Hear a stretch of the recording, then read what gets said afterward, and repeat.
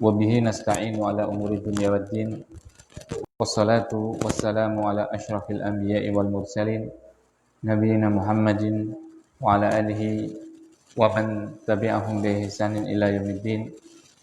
Jamaah kaum muslimin wal muslimat rahimani wa rahimakumullah. Kita panjatkan puji dan syukur kita kehadirat Allah Subhanahu wa taala atas limpahan rahmat dan nikmatnya kepada kita, sehingga kita masih diberikan istiqomahan untuk selalu berusaha mempelajari agamanya, mengamalkannya, dan mengajarkan serta mendakwahkannya. Kemudian yang kedua, salawat beserta salam semoga senantiasa tercurahkan kepada Nabi Agung Muhammad sallallahu alaihi wasallam beserta keluarganya, sahabatnya, dan juga seluruh kaum muslimin dan muslimat yang senantiasa berpegang teguh dengan ajaran beliau sallallahu alaihi wasallam. Seperti biasa pada malam Kamis kita membaca sebuah kitab yang ditulis oleh Al-Imam An-Nawawi rahimahullah ta'ala yang berjudul Riyadhus Shalihin min kalami Sayyidil Mursalin. Sekarang kita masuk pada bab baru, bab ke-17. Bismillahirrahmanirrahim. Berkata Al-Imam Nawawi, semoga Allah Subhanahu wa taala merahmatinya, babu wujubil inqiyadi li hukmillahi ta'ala wa ma yaquluhu man du'iya ila dalika wa umira bi ma'rufin au nuhiya an munkarin. Yang ke-17 adalah bab wajibnya tunduk terhadap hukum Allah Subhanahu wa taala dan ucapan yang semestinya bagi orang yang diseru kepada hal tersebut dan diperintahkan untuk kebaikan dan dilarang dari kemungkaran. Ana ulangi, babnya adalah bab wajibnya tunduk dengan hukum Allah dan ucapan yang semestinya diucapkan bagi orang yang diseru untuk hal tersebut, yaitu berhukum dengan hukum Allah, tunduk dengan hukum Allah, dan bagi orang yang diperintahkan untuk kebaikan dan yang dilarang dari kemungkaran. Jadi ada dua poin dalam bab ini, yaitu wajibnya tunduk dengan hukum Allah. Poin yang kedua, ucapan yang semestinya diucapkan oleh seseorang yang diseru untuk tunduk kepada hukum Allah dan diperintahkan untuk melakukan kebaikan dan dilarang dari kemungkaran. Apa ucapan yang semestinya dia ucapkan tatkala diperintahkan untuk tunduk kepada hukum Allah, seperti itu. Nah, kemudian Imam Nawawi rahimahullah ta'ala dalam bab ini sebagaimana biasa, dan itu adalah kebiasaan para ulama, bahwasanya mereka tidaklah menyampaikan suatu permasalahan, suatu bab, suatu hukum, ataupun apa saja, kecuali para ulama itu pasti akan mendatangkan dalilnya. Itu adalah metode agamanya orang muslim. Jadi beragama yang memiliki standar yang pasti benar, yaitu Al-Quran, yaitu hadis Nabi SAW, sehingga orang muslim itu jelas pakemnya, jelas standarnya. Berbeda dengan bukan orang muslim. Mereka akan menggunakan apa?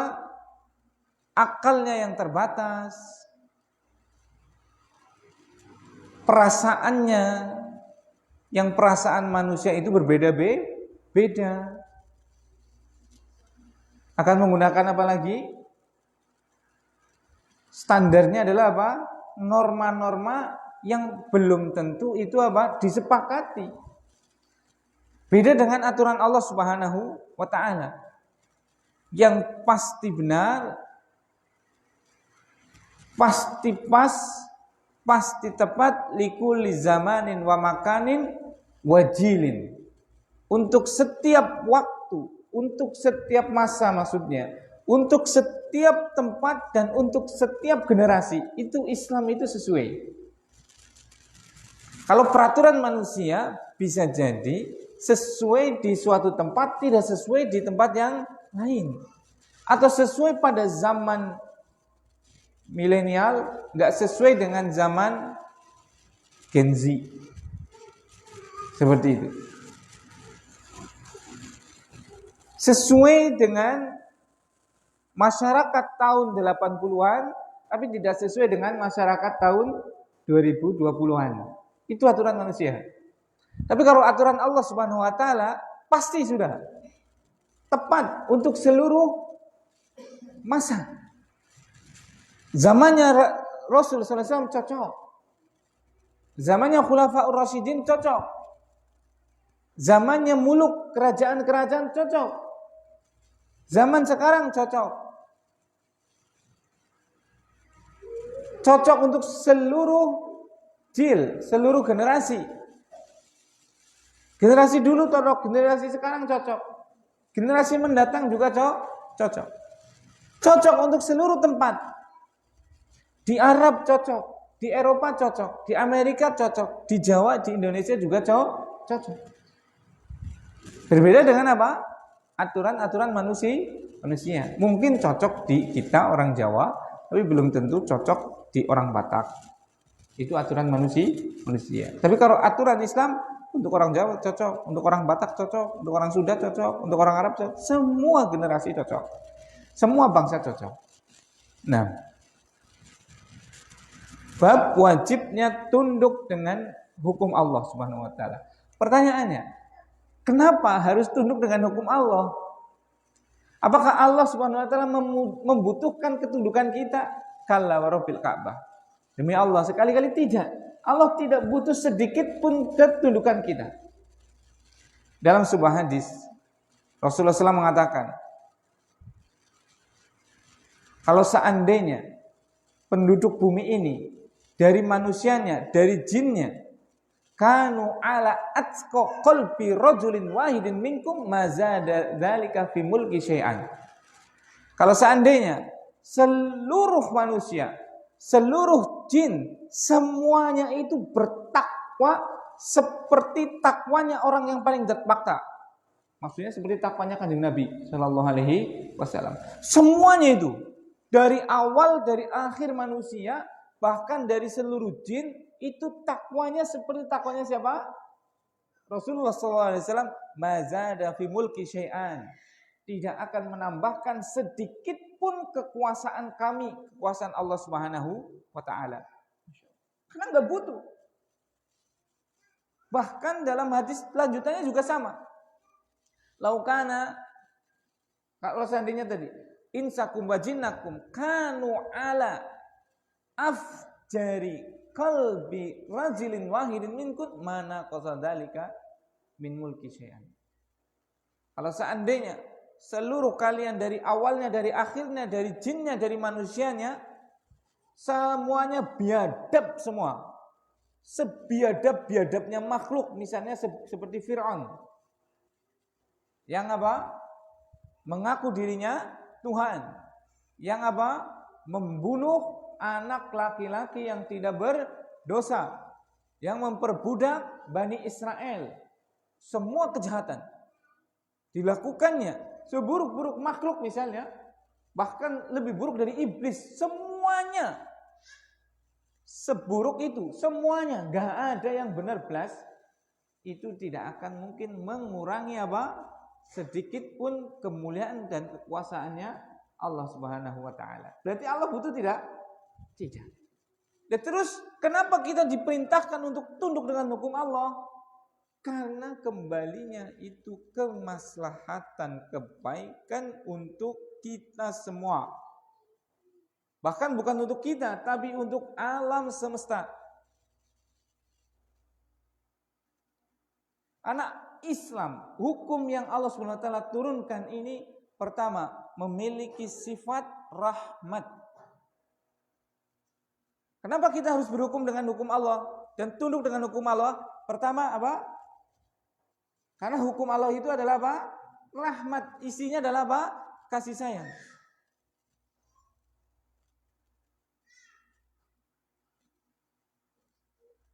Allah Subhanahu wa taala menyebutkan dalam firman-Nya tentang salah satu dari namanya yang Asmaul Husna. Ada 99 yang diturunkan di dunia. Salah satunya adalah Ar-Rahman.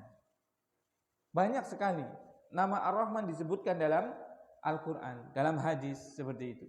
Misalnya dalam ucapan yang paling sering kita ucapkan itu ucapan basmalah. Bismillahirrahmanirrahim. Ar-Rahman. Allah disifati dengan apa? Allah dinamakan dengan salah satu namanya adalah apa? Ar-Rahman. Apa arti Ar-Rahman? Dzur-Rahmah. Zat yang memiliki rahmat, memiliki kasih sayang. Agama ini, syariat ini yang menurunkan adalah zat yang apa? Penyayang. Makanya semua syariatnya pasti dibangun di atas kasih sayang. Tidak ada sedikit pun kezaliman. Itu. Barakallahu fikum. Kenapa harus apa? Tunduk dengan hukum Allah. Kenapa? Pertama, hukum Allah adalah hukum yang penuh dengan apa? Kasih sayang. Wa ma arsalnaka illa rahmatan lil alamin. Dan tidaklah kami utus engkau wahai Muhammad kecuali sebagai bentuk apa? Rahmat. Kasih sayang Allah Subhanahu wa taala kepada siapa? Al alamin, alam semesta. Barakallahu fikum. Yang membuat syariat itu Allah Subhanahu wa taala disifati dengan rahmat. Yang menyampaikan ajarannya yaitu siapa? Nabi Muhammad SAW disifati dengan apa? Rahmat. Murid-muridnya, umatnya disampaikan dengan apa? Rahmat juga. As-sabiqunal awwalun minal muhajirin wal ansar waladina taba'um bi ihsan radhiyallahu anhu. Dalam surat lain, Muhammadun Rasulullah. Muhammad itu adalah utusan Allah. Waladina ma'ahu asyidda'u 'alal kuffar. Dan orang-orang yang bersama beliau sallallahu alaihi wasallam itu keras permusuhannya dengan kekufuran, dengan orang-orang kafir. Ruhama bainahum. Mereka ruhama, saling berkasih sayang di antara mereka. Sifat daripada pengikut Nabi Muhammad SAW adalah apa? Penyayang, saling menyayangi. Itu. Makanya coba cari dalam syariat Islam, adakah syariat ini yang tidak dibangun di atas cinta kasih? Tidak ada. Mungkin ada yang bertanya, itu Ustaz, dalam syariat Islam kan ada kisos Ustaz, ada rajam Ustaz. Kita jawab, dalam kisos itu ada kasih sayang dan kehidupan yang jauh lebih besar daripada tidak ada kisos. Makanya Allah mensifati kisos tadi, itu balas nyawa, membunuh, maka dibalas dengan dibunuh. Walakum fil qisasi hayatun di ulil albab. Allah menyebutkan, dan untuk kalian pada hukum kisos itu ada kehidupan, tapi bagi orang yang berpikir dan punya akal. Kenapa? Itu adalah bentuk preventif. Bentuk apa? Apa preventif? Pencegahan agar nyawa tidak semurah sekarang. Orang kalau dia membunuh, kemudian apa? Balasannya dibunuh, itu akan berpikir 100.000 kali untuk membunuh manusia. Ya tidak? Kenapa? Karena satu harta yang paling berharga yang dia miliki harus diambil, yaitu nyawa. Makanya di Arab Saudi atau di negara yang menegakkan hukum qisas, itu kasus pembunuhannya dalam 1 tahun itu hampir satu harinya di Amerika. Coba cek itu datanya itu. Saking sedikitnya itu loh. Itu sudah betul-betul khilaf mungkin sudah. Atau enggak orang kafir yang bunuh kaum muslimin. Atau siapa seperti itu. Sangat jarang di sana ada pembunuhan. Tapi tatkala qisas itu tidak ditegakkan, terjadi apa yang terjadi di sini? Iya kan? Begitu murahnya nyawa manusia. Hanya karena cecok. Mungkin karena apa? Senggolan orang terima bacok. Iya kan? Mati.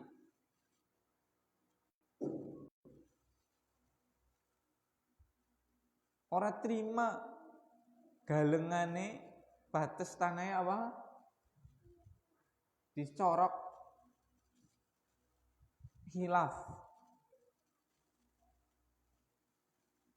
Adu arit. Mati. Iya kan? Sakit hati sedikit mungkin, gak tahu masalah apa. Masalah cewek atau cowok seperti rebutan lanang misalnya. Sianida. Racun. Mati. Gampang banget itu loh. Coba sekarang itu ngeri loh. Bisa hampir tiap hari itu, naudzubillah itu. Semoga Allah menjaga kita dan seluruh kaum muslimin. Itu nyawa itu hampir tiap hari itu ada loh. Yang apa? Hilang, mati dalam bentuk terdolimi. Artinya mungkin terbunuh atau apa seperti itu. Ya tidak? Hampir tiap hari itu. Ngeri sekali itu. Kenapa? Karena tadi bisa umpetan, bisa melayu, nak ketangkep ya palingnya penjara seumur hidup atau 20 tahun, bahkan anak sing 7 tahun, anak sing 3 tahun, untuk remisi, untuk grasi, untuk terasi. Gak ada apa harganya nyawa di negara yang tidak menggunakan syariat Islam. Sehingga apa? Nyawa itu akan mudah sekali apa? Bergelimpangan. Berbeda tatkala qisas itu diterapkan. Mikir dia, memikir pasti 100.000 kali dia akan memikir untuk membunuh orang. Sekesel-keselnya karo wong paling kesuk-kesuk dan nabok nih. Itu pun dalam syariat masih ada namanya hukum jinayat wal hudud. Ada hukum pidana. Untuk si dicopot, nabok wong, untuk si dicopot itu diatnya 1 ekor unta. Bayangkan coba. Makanya orang Arab itu dia ribut itu ngomong doang. Karena pikir itu. Apalagi sampai membunuh itu mikir banget. Jangan kan membunuh, nempeleng, copot tuntune malah guyu sing untuk tambah untuk jiwat tuntut sing apik paling 2,5 juta. Entuk unta siji 30 juta. Si badi mbok. Paribasannya lah taboknya kan.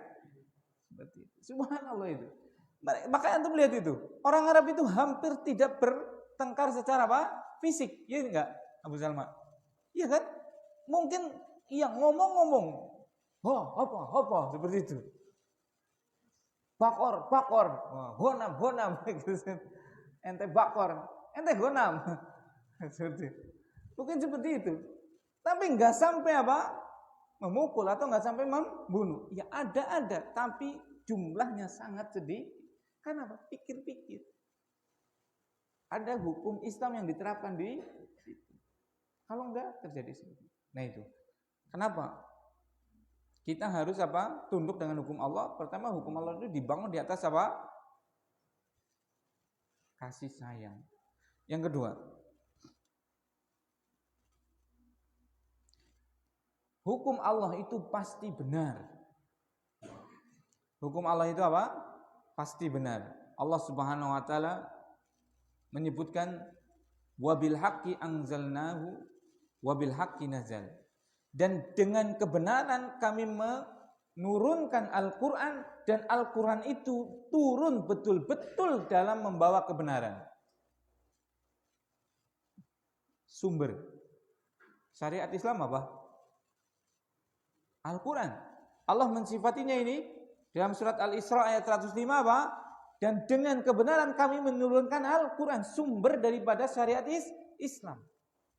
Dan dengan kebenaran itu Al-Quran itu turun. Berarti tidak akan mungkin ada kesalahan sedikit pun dalam Al-Quran. Silahkan itu. Cari satu saja kesalahan dalam Al-Quran. Mau hukumnya, mau grammatical tata bahasanya, nahwunya, sorofnya, syairnya atau apapun silakan. Cari dalam Al-Quran itu yang salah itu. Itu sudah ditantang dari zaman Nabi Rasulullah SAW diturunkan sampai sekarang. Tidak pernah ada satupun orang yang bisa menemukan kesalahan dalam Al-Quran. Jangankan secara luas itu hukumnya, syariatnya seperti itu. Satu hurufnya saja. Ada nggak kekeliruan dalam apa? Menulis misalnya. Ketukar satu huruf, atau ketambah satu huruf, atau kurang satu huruf, atau ini harusnya jadi subjek tapi nggak ada subjeknya, atau apa, silahkan itu. Ditantang dari dulu itu. Kalau ada yang mencari kesalahan dalam Al-Quran itu tidak akan pernah ada. Kenapa? Karena Allah sudah menyebutkan apa? Wabil haqqi anzalnahu. Wabil haqqi nazal. Dengan kebenaran kami turunkan Al-Quran, dan dengan kebenaran Al-Quran itu ada. Seperti itu. Maka syariatnya pasti benar. Tidak mungkin ada yang salah. Tidak mungkin gak cocok. Ya syariat Islam ya cocoknya bagi orang Islam. Kan kita negara Indonesia kan majemuk. Ada orang Nasrani, Kristen, Protestan, Katolik, dan yang lain-lain. Maka kita katakan, emang zamannya Nabi Muhammad SAW itu gak ada orang Nasrani, gak ada orang Yahudi, gak ada musyrik Quraisy seperti Abu Lahab, Abu Jahal, dan yang lain-lain. Ada tidak? Cocok atau enggak itu? Cocok. Seperti itu. Tidak mungkin tidak cocok. Wong tadi, wa ma arsalnaka illa rahmatan lil alamin. Dan tidaklah aku utus engkau wahai Muhammad kecuali sebagai bentuk kasih sayang kepada orang muslim atau kepada seluruh alam semesta. Kepada siapa? Seluruh alam semesta, bukan cuma orang muslim, bahkan orang kafir pun mendapatkan apa? Kasih sayang dengan apa? Syariat Islam. Buktinya apa? Mereka akan terlindungi nyawanya, hartanya, kehormatannya tatkala mereka tidak memusuhi kaum muslimin. Tatkala mereka membuat apa? Perjanjian damai dengan kaum muslimin. Adanya yang bikin rusuh dari dulu ya orang kafir. Yang membantai kaum muslimin sampai sekarang, penjajahan sampai sekarang 1948 sampai sekarang, coba di mana itu? Palestina. Orang-orang terbuang. Kemudian apa? Orang-orang Yahudi itu atas perintah Inggris itu diberi suaka, diberi tampung. Gak ada yang mau terima. Yang mau terima adalah siapa? Orang muslimin di Palestina. Sudah dikasih tempat, sudah dikasih makan, sudah dikasih kemerdekaan, kebebasan dan yang lainnya. Subhanallah, dasar Yahudi memang. Akhirnya menjadi sekarang kayak seperti itu. Itu subhanallah. Itu buktinya ada kok dari dulu sampai sekarang, iya kan? Bukan muslim, bukan Islam yang suka menumpahkan darah, tapi orang-orang kafir. Itu yang kedua. Kenapa harus berhukum dan tunduk kepada hukum Allah SWT? Karena hukum Allah pasti benar. Pasti sudah. Cuma kadang orang itu karena nggak tahu, itu masalahnya. Karena nggak tahu. dengan sesuatu, akhirnya dia nggak paham. Kalau nggak paham ya nggak mengamalkan. Bahkan bisanya malah prasangka buruk. Kalau orang kafir prasangka buruk dengan syariat Islam wajar. Kok bisa-bisanya ada orang yang KTP-nya Islam takut kalau syariat Islam ditegakkan di Indonesia misalnya. Subhanallah. Ini orang gimana itu? Seperti itu. Nah, barakallahu fiik. Itu alasan kedua. Alasan ketiga, Islam itu agama petunjuk.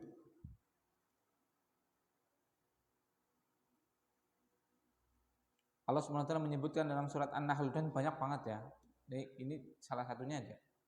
Wa nazzalna 'alaikal kitaba, dan kami telah menurunkan kepada engkau wahai Muhammad Alkitab, yaitu Al-Qur'an. Tibyanan likulli syai', untuk menjelaskan seluruh segala sesuatu. Wa hudan, dan petunjuk. Wa rahmatan, dan rahmat. Wa busra, dan kabar gembira. Lil muslimin, bagi orang-orang muslim. Allah mensifati sumber hukum syariat Islam. Itu sudah dijelaskan di situ. Tanya apa saja ada. Tidak ada yang enggak ada. Sing benar Ustaz. Betul. Resep martabak anak Ustaz, anak. Cara beternak domba yang baik dan benar, akurat, presisi anak Ustaz, anak. Cara nandur durian anak Ustaz, anak. Cara dagang kon untung anak. Lah ngendi? Ayatnya sing kaya apa munine? Maca. Belajar bahasa Arab. Belajar tafsirnya. Nanti kita akan mendapatkannya. Ada semuanya. Wong ini disebutkan Allah Subhanahu wa taala menyebutkan apa? Wa nazzalna 'alaikal kitaba tibyanan likulli syai'in, sebagai penjelas untuk segala sesuatu. Wa hudan, dan petunjuk. Syariat Islam itu adalah petunjuk. Ini. Kenapa kita harus berhukum dengan hukum Islam? Karena itu adalah petunjuk kita. Petunjuk kita untuk selamat dunia dan akhirat. Tidak akan pernah seorang muslim bisa selamat di dunia dan sampai kepada negeri kebahagiaan di akhirat kelak di surganya Allah SWT kecuali dengan syariat Islam. Itu. Tidak akan pernah bisa itu.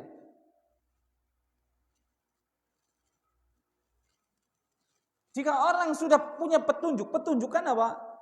Rambu-rambu kan yang menunjukkan kita kepada sesuatu. Menunjukkan kita kepada kebahagiaan, keselamatan, kedamaian dunia akhirat. Maka karena kita sudah tahu petunjuknya, kemudian kita bisa menjalankannya, sampai kita di tujuan tadi. Tapi kalau orang nggak tahu petunjuk, ya ngerti dewek. Coba keder loh.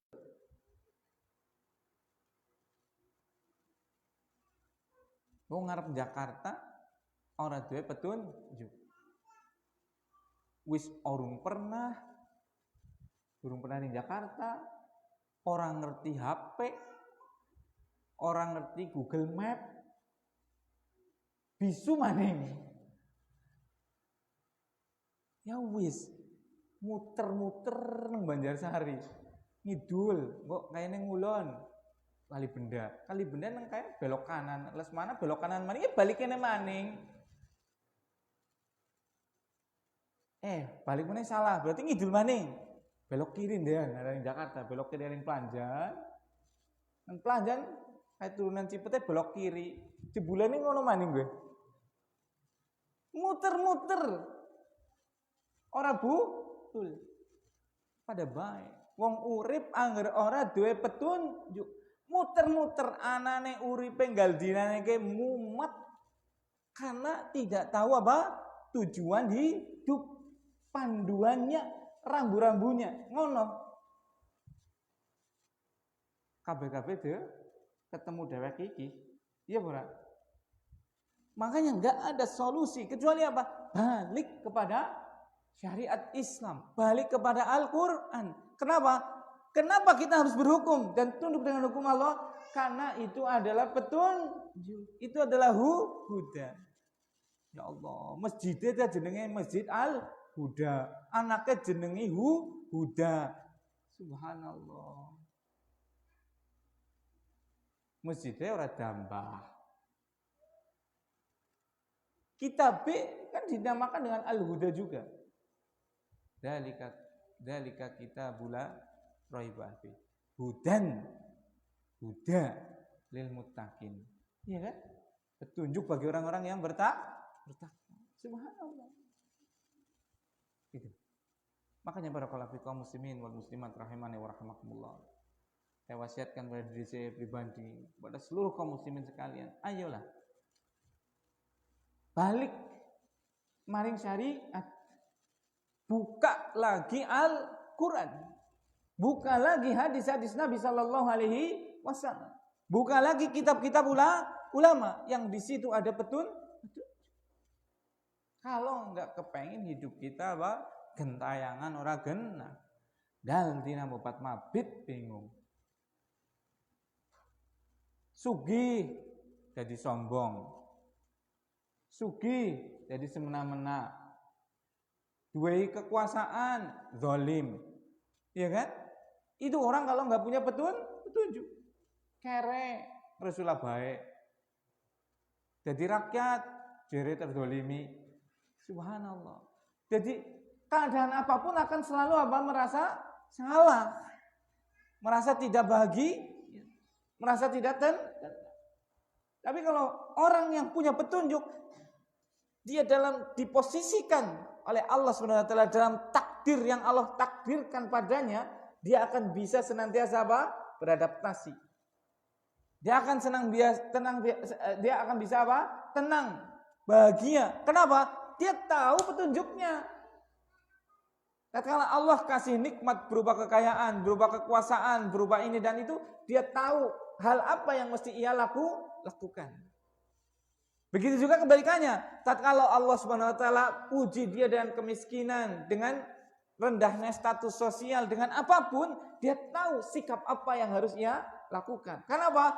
Dia membaca petunjuknya, yaitu Al-Qur'an, hadis Nabi dan kitab-kitab para ulama. Itu. Barakallahu. Tapi nek ora, aduh. Uripe peteng lah. Gelap.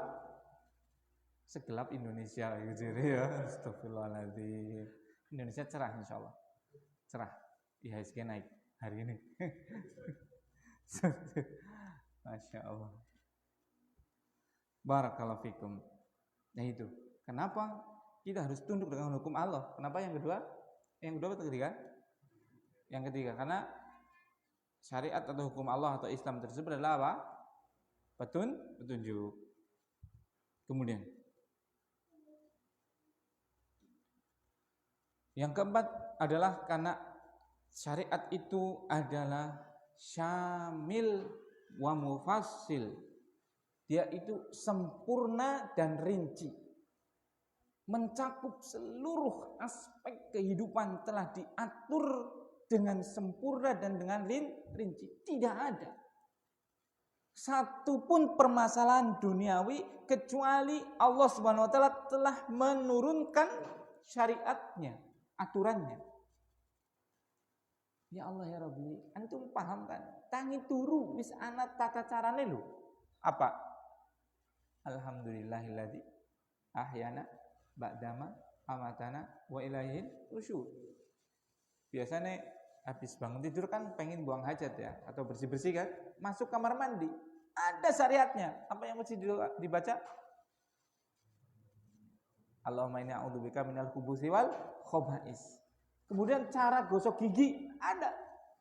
Cara buang hajat ada. Cara bersucinya ada. Cara keluar dari kamar mandinya ada. Kaki apa dulu? Kalau keluar dari kamar mandi? Kaki kanan, berarti perhatian. Nggak ngomong kaki kiri berarti pikirannya yang dua kaki ketiga. Kaki kanan. Kalau keluar. Ada kan? Itu Masya Allah. Perkara pipis loh itu loh. Di sana apa? Aturannya. Apa maning perkara yang lebih apa? Besar dari itu. Tentu pasti itu. Tidak mungkin tidak. aturannya sudah ada. Apalagi masalah pernikahan, apalagi masalah halal haram, apalagi masalah jual beli, apalagi masalah bertetangga, apalagi masalah bernegara, itu tidak mungkin tidak ada syariatnya. Seperti barakallahu fikum. Makanya mulailah dari diri kita, yolah. Toh itu juga untuk kebaikan kita. Aja ya bukan aja sih. Ya bolehlah berharap kita kemaslahatannya itu luas itu ya. Untuk masyarakat atau untuk bangsa negara seperti itu ya boleh. Tapi mulailah dari diri sendiri. Aja tahu kayak urung. Ya kepiran dari gue. Enten-entenan. Apa dari wong Banyumas apa? Kepindelen. Iya, kepindelen ya. Kepindelen nunggu malah, ya kan? Nungguan sih. Lah engko lah ngerkae wis sembahyang hari masjid nyemelu lah. Wah, ngurus kayak jamaah, aku arep jamaah. Sing kae sing ditunggune pada bae. Mar kayak jamaah, ya aku jamaah. Lah ya akhirnya apa? Pada bae nunggone kepindelen, idik-idik wis apa? Mati jenengan ngomong ya. Idik-idik kae wis apa? Anak pengumuman Assalamualaikum warahmatullahi wabarakatuh. Innalillahi wa mungkin darane ada mati temenan. Misale ini sana pengumuman nih ya. Jebulannya apa wis mati orang maring masjid karena ngenteni kae mati jebulane. Dimulai. Sekarang siapa? Awake dhewe. Itu pasti banyak banget ya. Kemuliaan agama Islam itu ada kitab sendiri itu sampai Mahasinuddinil Islami itu. Kemuliaan agama Islam itu sampai ada kitab tersendiri menyebutkan hal itu. Masya Allah, luar biasa itu. Nah, itu kenapa kita harus apa? Tunduk apa? Dengan hukum Islam. Dan ucapan apa yang semestinya disampaikan bagi orang yang diseru untuk tunduk kepada hukum Islam? Karena banyak orang ayo pada sembahyang lah mengkolah. Ana sing semore kayak gini, ya ora? Ana sing semore man lekit karuan, prika sing lagi kaya gue ya. Nah, ana sing kayak gue. Ana maning apa? Pikirin awake dewek aja ngurusi awake wong liya. Ana maning kayak gue. Macam-macam lah, iya kan? Harusnya apa? Ucapan yang semestinya diucapkan bagi orang yang apa? Diseru untuk apa? Kembali berhukum dengan hukum Islam. Itu ada. Pedot itu. Mau putus. Duduk yang seperti itu. Nah, insya Allah pada pertemuan berikutnya kita akan melanjutkan. Dan juga bagaimana beliau Imam Nawawi rahimahullah ta'ala membawakan dalil-dalil dari Al-Quran, kemudian dari hadis Nabi Sallallahu alaihi wasallam. Ini yang bisa saya sampaikan. Mohon maaf kalau ada tutur kata yang kurang berkenan. Hanya satu permintaan itu. Ayolah balik lagi. Balik maring agama. Ngaji. Baca Quran. Datengin majlis-majlis ilmu yang dibahas di situ agama. Demi Allah itu adalah sumber kebaikan. Tidak ada kebaikan kecuali dengan Islam. Tidak ada keselamatan, kebahagiaan, ketenangan kecuali dengan Islam. Subhanakallahumma wa bihamdika asyhadu an la ilaha illa anta astaghfiruka wa atubu ilaik. Assalamualaikum warahmatullahi wabarakatuh.